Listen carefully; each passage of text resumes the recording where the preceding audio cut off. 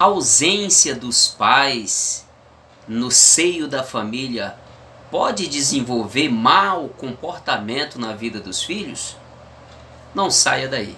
Esse assunto nós vamos falar a partir desse momento. Meus queridos, a paz de Cristo Jesus, eu sou o pastor Arlindo Pessoa, superintendente da Escola Bíblica Dominical aqui na Assembleia de Deus, na rua São Geraldo, aqui em Bom Sucesso, no Rio de Janeiro. Esta igreja é presidida pelo nosso querido pastor Eliseu Alves, que também preside a nossa convenção estadual CADERJ. Eu quero já pedir, meus queridos e amados, você que ainda não é inscrito em nosso canal, se inscreva, acione o sininho de notificação para que você não perca nenhum vídeo e para que também esse aplicativo possa compreender e entender que essa obra é importante. Compartilhe com seus amigos, deixe o seu like e também não esqueça de comentar. É muito importante para a obra do Senhor. Meus amados, vamos para a nossa lição de hoje, a lição de número 8, que tem o título A Importância da Paternidade na Vida dos Filhos. O texto áureo diz assim: vós pais, não provoqueis a ira vossos filhos, mas criai-os na doutrina e admoestação do Senhor. Efésios capítulo 6, versículo 4. Isso é muito importante, meus queridos. Nós temos a leitura bíblica em classe aqui em 2 capítulos no primeiro livro de Samuel. Primeiro é o capítulo 2, do versículo 12 ao 17, e também o versículo 22, depois o capítulo 8, versículo 1 ao 3. Aborda dois assuntos muitíssimo importantes, que aborda falando sobre a família de Eli e também sobre a família de Samuel, do profeta Samuel. Nós temos aqui a palavra-chave da nossa lição de hoje é paternidade. Qual a importância da presença paterna no lar? Será que isso traz um bom resultado, positivo ou negativo, na vida dos filhos? Então, nós vamos abordar esses dois assuntos, muitíssimo importante, por isso não saia daí, participe, pois é muito, muito importante. Primeiro aqui a paternidade dentro da família, né? Paternidade, a primeira família, nós sabemos da primeira família, Adão e Eva e os seus dois filhos, onde um é piedoso, o outro é maldoso, onde um, por inveja não sei, mas o coração encharcado de maldade, mata o segundo filho, ou seja, o seu irmão, e aquela família passa por um destroço pesado, algo muito doloroso. Imagina, eu fico pensando assim, o que passou aquele casal, né, com a vida dos seus filhos destruída. Um foi morto e o outro matou, a vida foi um inferno, debaixo de condenação. Então a primeira família, e aqui falta de autoridade no lar. Será que faltou autoridade na vida de Eli, faltou autoridade na vida de Samuel? Vamos analisar isso aqui com bastante cuidado, com esmero. Será que o profeta Samuel não ensinou os seus filhos quando pequeno? Será que o profeta Eli, ou seja, o sacerdote Eli, profeta não, sacerdote Eli, não ensinou os seus filhos quando criança? Pois a palavra de Deus fala que eles eram filhos de Belial e não conheciam a Deus. Eles não conheciam, não conhecer a Deus, não obedecer, não entender a grandeza de Deus. Então, eles não conheciam a Deus. Os problemas de uma paternidade ausente. Isso está muito mais que confirmado que a ausência dos pais, há uma grande probabilidade dos filhos se desviarem para caminhos opostos a princípios de Deus. Claro que uma família bem ajustada, que uma família onde se tem um diálogo, uma família onde se conversa, onde se fala dos princípios, dos valores para a família e sociedade, bem como também para a fé cristã, nós sabemos que a presença do pai, presença da mãe, é muito importante para os filhos, pois diminui, mas diminui muito a possibilidade desses filhos se desviarem para caminhos errados, tomarem destinos errados, aonde traz prejuízo para a família, tristeza e também para a sociedade. Os problemas de uma paternidade ausente. Um pai ausente, com certeza, aumenta as chances de dar errado na criação dos filhos. Eu não estou dizendo que isso, eu não vou cravar exatamente aqui, dizendo que uma família onde o pai só se interessa pelo trazer o sustento, mas é relapso quanto aos ensinamentos, orientar os seus filhos, pode provocar nos filhos um desenvolvimento para caminho errado, trazer uma disposição naquele filho ou naqueles filhos para o caminho errado. Eu não estou dizendo, só estou dizendo que aumenta a possibilidade. E enquanto, em contrapartida, o pai presente, ensinando, presente, amando, encurta a possibilidade desses filhos tomarem destinos, caminhos opostos à vontade de Deus. Os filhos maus de Eli, está escrito aqui no segundo livro de Samuel, capítulo 2, versículo 12 ao 17. Ofni e Finéias são descritos, na verdade, 1 Samuel, descritos como filhos de Belial. Eles não conheciam a Deus. Se não conheciam a Deus, era como alguém que até ouviram falar de Deus, mas não procuraram saber da importância de Deus, do Deus de Israel, do Deus do seu pai. Então, aqui o texto diz, não conheciam a Deus, não conheciam, de não valorizar, de não temer, de não respeitarem a Deus. Nas escrituras, conhecer ou não conhecer o Senhor normalmente se refere, meus queridos, ao conhecimento pessoal de Deus em adoração e obediência.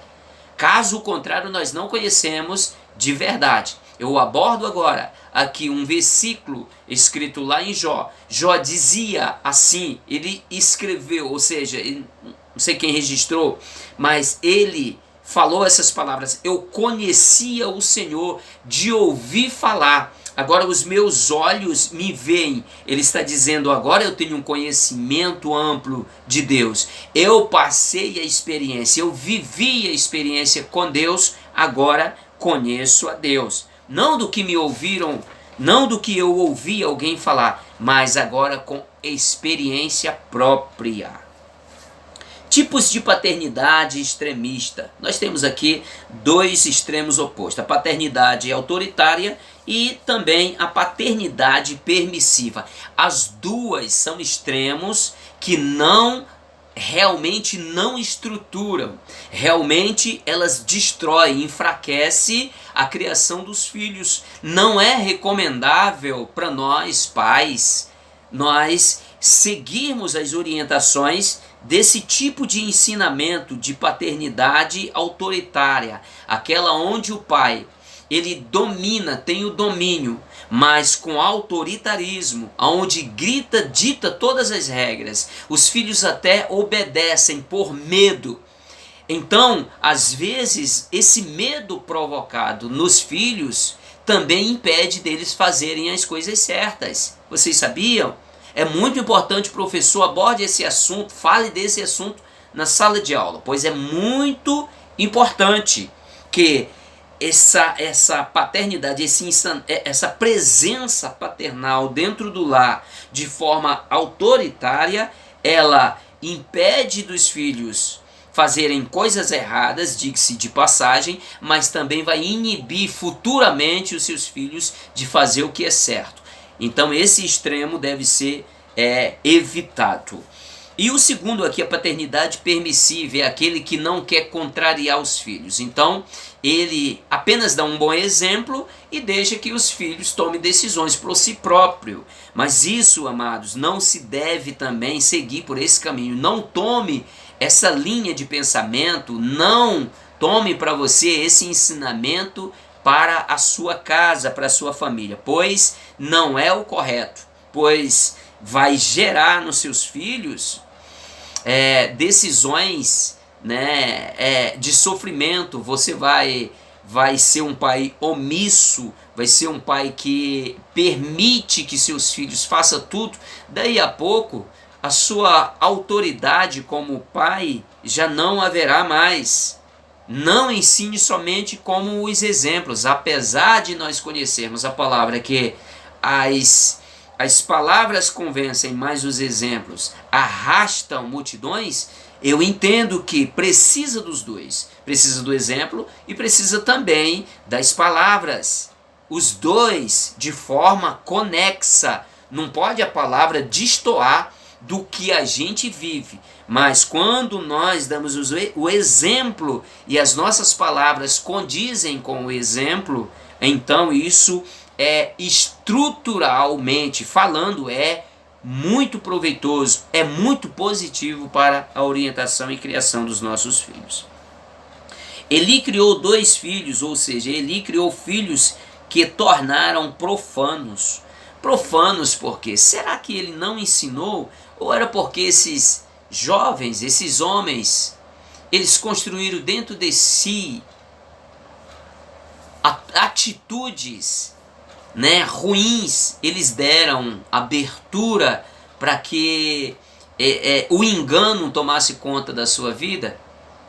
Será que Eli deu algum mau exemplo para esses filhos? Eu gostaria aqui de não colocar toda a culpa nas costas desse patriarca. Ele foi relapso em algumas coisas, como a própria Bíblia diz. Ele sabia da má fama.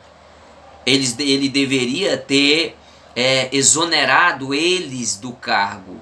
Não tem problema nenhum, meus queridos, nós pegarmos alguém que seja nosso parente, alguém que seja capacitado para tomar conta de um departamento, porque um filho ou um parente nosso não está dando conta, deu mau exemplo.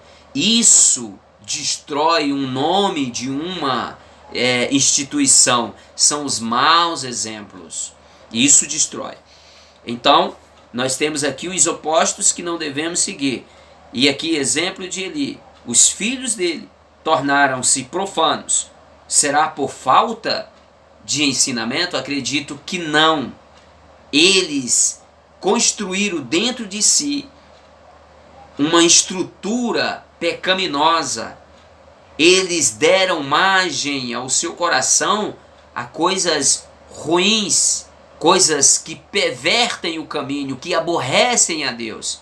Eu digo que não coloco toda a culpa em Eli, porque temos aqui sobejos exemplos na Bíblia, meu querido, que, por exemplo, Adão teve o conselho do próprio Deus, falava diretamente com o Senhor. O que falar desse homem? Mesmo assim, ele transgrediu a vontade de Deus.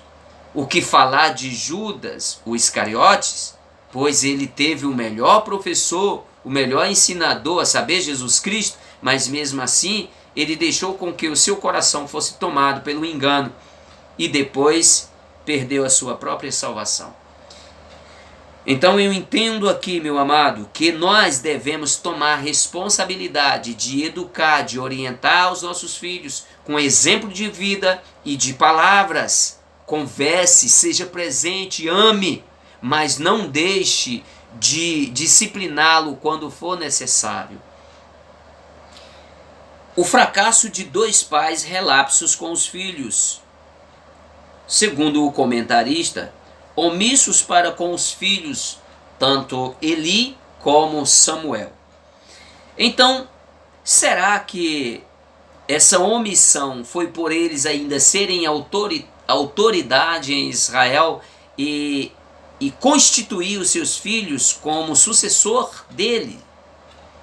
Tanto Eli como Samuel, sabendo da má conduta, da má índole deles, porque eles tinham também a autoridade de exonerar, tirá-lo do cargo, sabendo que estavam pervertendo, estavam saindo da linha. É uma coisa a pensar. Então os 2 casos foram muito parecidos. Isenção de responsabilidade de Eli e de Samuel para com seus filhos. Será que eles se isentaram? Houve realmente essa isenção de responsabilidade? Não, eu não quero me responsabilizar com isso. e ali simplesmente se entristecer, questionar com Deus, aonde a autoridade estava sobre as suas costas? Então a atitude que nós temos que tomar, nós devemos tomar. Às vezes pode ser doloroso, um obreiro, um membro, toma uma decisão, uma atitude, comete erros que venha envergonhar, trazer prejuízos irreparáveis para a obra, deve ser sim separados, deve ser sim disciplinados, deve ser sim cuidados, tirar da linha de frente e cuidar, levar para o lugar de cuidados, para a sala de cuidados, para não se perder, porque na linha de frente não pode ficar, porque não adianta o título se não estivermos realmente de pé. Um tratamento inadequado, né? Essa lição inevitavelmente não pode fugir, meus queridos, do assunto que envolve a relação pública dos líderes da igreja com seus filhos no ambiente eclesiástico. Nós sabemos que um filho de um pastor, de um líder, ele é uma criança, é um adolescente, é um jovem, é um adulto, igualmente um outro. Se nós olharmos de forma diferente, fizermos cobranças exacerbadas, nós podemos desmaiar o coração, o ânimo dessas crianças, desses adolescentes, jovem ou adulto, pois são pessoas normais como qualquer uma outra e precisa ser tratado dessa forma. Isso é algo que se deve prestar bastante atenção para não incorrermos em erros, erros terríveis. Um filho, uma esposa de um pastor, ela tem nome, ela precisa ser tratada como uma outra irmã normal, ser respeitado como todas as outras e ser cobrada de forma como uma serva de Deus. Nós precisamos ter muito cuidado com isso, porque às vezes estamos colocando cargas desnecessárias sobre os ombros das pessoas, às vezes até de uma pessoa que não tem estrutura, e faz com que essa pessoa venha desmaiar, a pessoa venha desanimar da carreira. É muito importante que nós viemos. O conselho agora para nós encerrarmos o vídeo. A importância é que devemos ser pais de verdade, não com autoridade ou com autoritarismo para gritar aos nossos filhos. Devemos ser pais para amar, abraçar o momento certo, para disciplinarmos no momento certo, amar sempre. A disciplina aplicada tem que ser aplicada com amor, nunca desprezando o amor, o cuidado, sabendo que nós estamos tratando de uma vida, ainda mais de um filho que temos grande responsabilidade de cuidar. Meus queridos, faça isso, vamos cuidar com amor da nossa família, porque se nós negligenciarmos a nossa família, já negamos a fé e somos pior do que o descrente. Deus abençoe a sua vida, Deus abençoe a sua família, Deus abençoe toda a sua igreja. Até lá, meu querido, Deus abençoe em tudo.